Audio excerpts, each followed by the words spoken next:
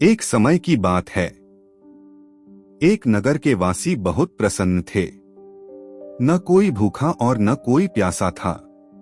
वहां हर प्रकार की सुख सुविधा थी, किंतु महल में कोई खुशहाली न थी। रानी की गोद बरसों बाद भी भारी न हुई। प्रजा से राजा का दुख देखा न गया। उनके अनुरोध पर राजा ने दूसरी शादी की, फिर भी राजा की आस पूरी न हुई। वंश और कुल को बढ़ाने के लिए राजा ने 7 शादियां की।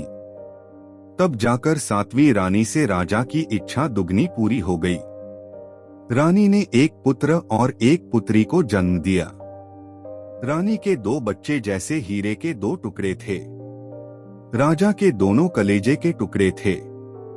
रानी भी राजा से अपार प्रेम करते थे, परंतु उन 6 रानियों से उनका सुख देखा न गया। ऐसा लगता था जैसे उनके कलेजे में सांप लौट रहा हो। 6 रानियों को कलियों का खिलना रास न आया। एक दूसरे से सलाह कर उन्होंने एक व्यक्ति को स्वर्ण मुद्राएं और माला का लोभ दिया। वह व्यक्ति बच्चों को जंगल में ले गया और वहीं उनकी मृत्युशैया के पास घाटी से 2 कमल फूल खिले। उन फूलों पर सबसे पहले एक लकड़हारे की दृष्टि पड़ी। वह उन फूलों को तोड़कर राजा को भेंट करना चाहता था, किंतु ज्यों ही वह फूल तोड़ने के लिए हाथ आगे बढ़ाता, फूल अदृश्य हो जाता। उसने राजा के पास जाकर इस अद्भुत घटना का वर्णन किया। किसी को भी इस बात का विश्वास नहीं हुआ।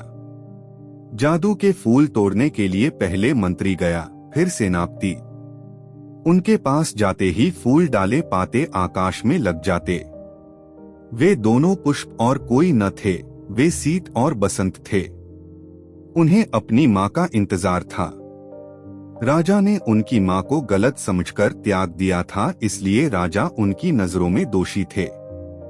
जब सभी असमर्थ होकर लौटे तो राजा ने राज ज्योतिषी को भेजा।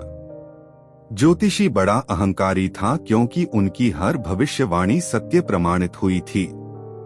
बच्चों ने उसका अभिमान तोड़ने की सोची। ज्यों ही वह आगे बढ़ता, फूल आंखों से ओझल हो जाते। ज्योतिषी क्रोधित होकर तांत्रिक विद्या द्वारा फूलों को बंदी बनाकर राजा के पास ले जाना चाहता था। तब शीत और बसंत ने बताया कि जिस महाराज को वे वीर और प्रतापी मानते हैं, उन्होंने अपनी निर्दोष छोटी रानी को महल से निकाल दिया है। ज्योतिषी राजा के पक्ष में कहा कि रानी लापरवाही न करती तो बच्चे गायब न होते। तब शीत और बसंत ने ज्योतिषी को राजा की 6 रानियों के कुचक्र के बारे में बताया। किस तरह उन्होंने छोटी रानी से ईर्ष्यावश बच्चों की।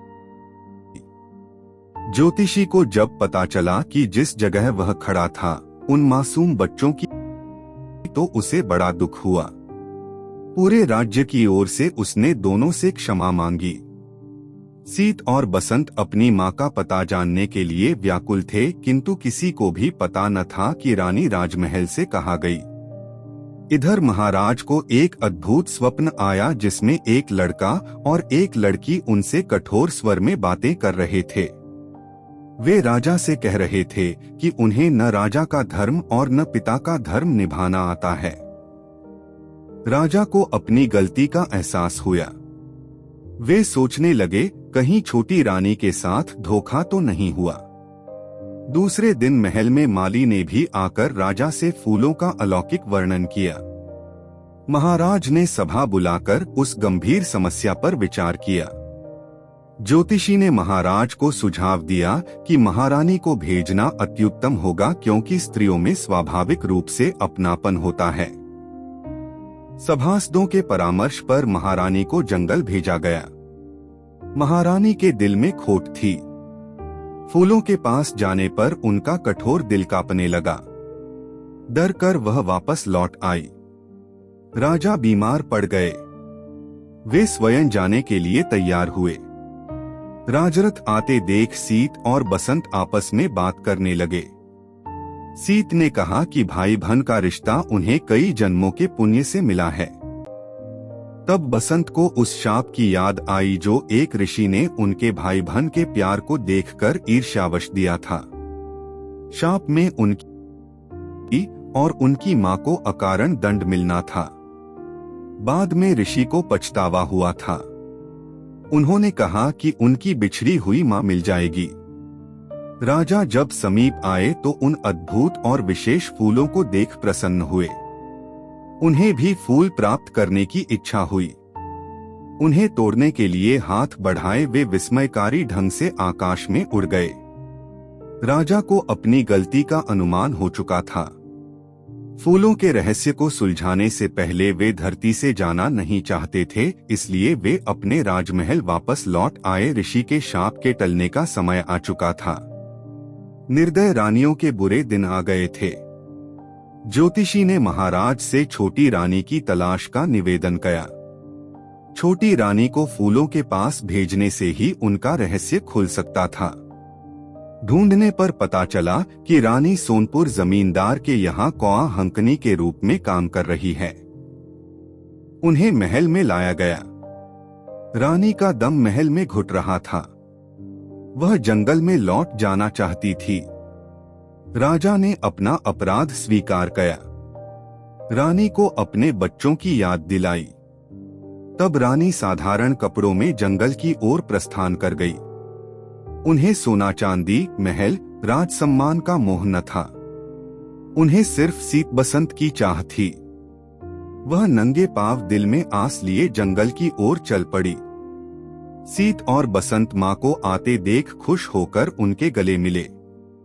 रानी की ममता की जीत हुई। मां से मिलने के बाद वे महल लौटना नहीं चाहते थे। मां ने कहा कि दुनिया को सच्चाई बताने के लिए उन्हें महल वापस जाना होगा। रानी को खुशी हुई जब महाराज ने सीत और बसंत को पहचान लिया। राजा की खुशी का ठिकाना न था। उन्होंने जो खोया था पूरा पा लिया। छोटी रानी का दम महल में घुट रहा था। उसने महाराज से आज्ञा मांगी। महाराज ने छोटी रानी को राजमहल, राजगद्दी के उत्तराधिकारी का वास्ता दिया। बसंत अपनी मां के अलावा और कुछ नहीं चाहता था। महाराज हर तरह से प्रायश्चित करने के लिए तैयार थे। उन्होंने अपनी पत्नी और बच्चों से कहा कि यदि वे चले गए तो वे आत्महत्या कर लेंगे। इस पर बच्चों का दिल पिघल गया। उनके मिलने पर चारों तरफ खुशहाली छा गई। महाराज हर प्राणी को जिन्होंने यह कांड रचा था दंड देना चाहते थे। छोटी रानी उन सब को क्षमा दान देना चाहती थी, किंतु महाराज के लिए वे क्षमा योग्य नहीं थे। राजा उन्हें ऐसी सजा दिलाना चाहते थे जिससे देखने और सुनने वालों का दिल दहल जाए। वे राज्य के हर प्राणी को सुखी देखना चाहते थे। सबका साथ पाकर महाराज ने राज ज्योतिषी द्वारा गायक बुलवाए और खुशी के गीत से पूरा वातावरण गूंज उठा।